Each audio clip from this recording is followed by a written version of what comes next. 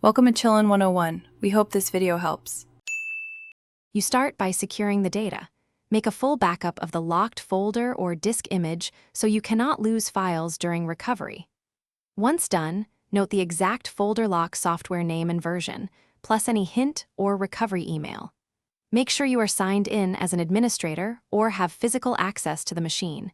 This preserves legitimate recovery options. Also gather installers and license info now, so you can use official recovery procedures rather than risky third-party bypass attempts.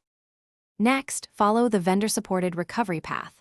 Try the built-in password reset, recovery key import, or the documented recovery email flow. If the folder was protected by operating system features like EFS, make sure to search for recovery certificates or an assigned data recovery agent on the machine or domain controller. If you have a recovery key or license file, import it per the vendor instructions.